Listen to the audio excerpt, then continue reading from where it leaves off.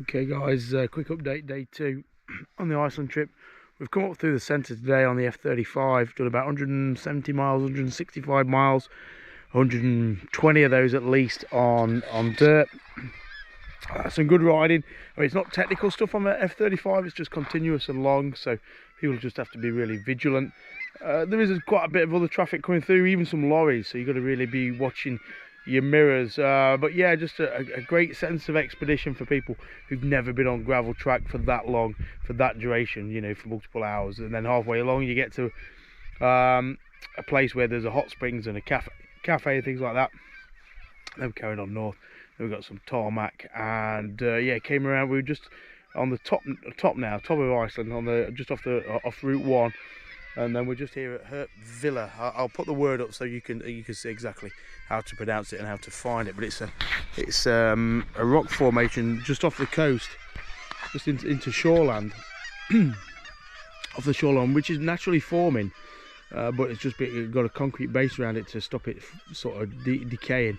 It's where a load of birds nest and stuff like that. So yeah, just a really quaint little quiet spot. We're just staying in a hostel just up the road. It's just on a peninsula which is really quiet, well off the beaten track. It's all farmland around here. The owner of the hostel sort of talks about the fact nobody wants to work it around here and do farming anymore. So it is sort of a dying community, even though the population of Iceland is growing, and obviously most people are moving into Reykjavik or Akureyri, the other big town on the north. I know I'm pronouncing it all wrong, but that was it. So a really good ride today. People finding the feet, being challenged, getting fatigued midday and having to pick themselves up and still ride another 4 or 5 hours. Really helped by the weather, which has been again spectacular. But you know, the barrenness of Iceland. I think we've passed one cafe all day in 165 miles. So it just shows the sort of remoteness. There are houses along the way, but there's not much what you would call travelling places to stop. That, you know, it's just places to look at really. So yeah, good day. Everyone's in the hostel now. We've had dinner. We made dinner tonight. So the beauty of having the van is that we could prepare dinner if we're staying in places where there's no restaurants and things like that. So that's worked out really well. And Dave driving the van, he's just bringing up the rear. We've got sandwiches that we can make at lunchtime and crisps and chocolate just to keep people going. So again, that's working out really well. And that's a 4x4. So on the F roads, the vehicle has to be a 4-wheel drive if to go on there. So the van is four-wheel drive, which just enables us to get people out if there's any medical injury or even a breakdown or anything like that. So yeah, good day. Everyone's absolutely zonked, but we've got a long day tomorrow. We're going to ride to the very top, right up to the top north, and see the old herring factory right on the top shore, and have to do a little video from there. But the bike's holding up really well, actually. No issues with any of the bikes. Fuel range, we had one CRF 300, 250, 300, run out 1.5 kilometres short of a petrol station today, so we're just going to watch the range on that. But you know, a CRF with a standard tank and a fuel bladder is absolutely fine out here.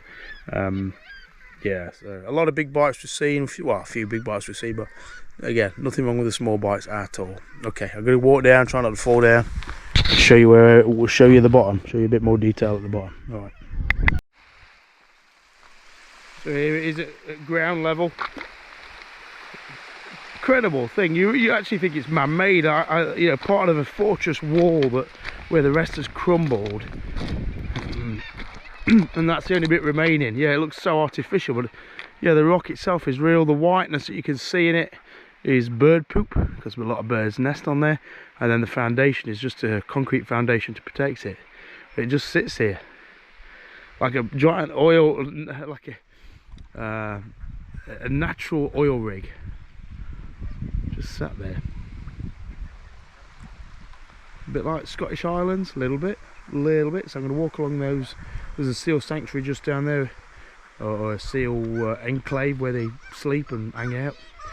I'm going to walk along there, then head back to the bunkhouse. Planning a trip's always difficult, you know. You're always trying to get that perfect balance of riding, sightseeing, food, manageability, trying to blend it all into one. It is difficult, but when you arrive at a place like this after a good day's riding, you think, yes, that worked well. We've got food, we've got something to see, nice view, a beer, and bikes are going well. So apart from my voice. Everything's good, alright. Alright, from the top of Iceland, over and out.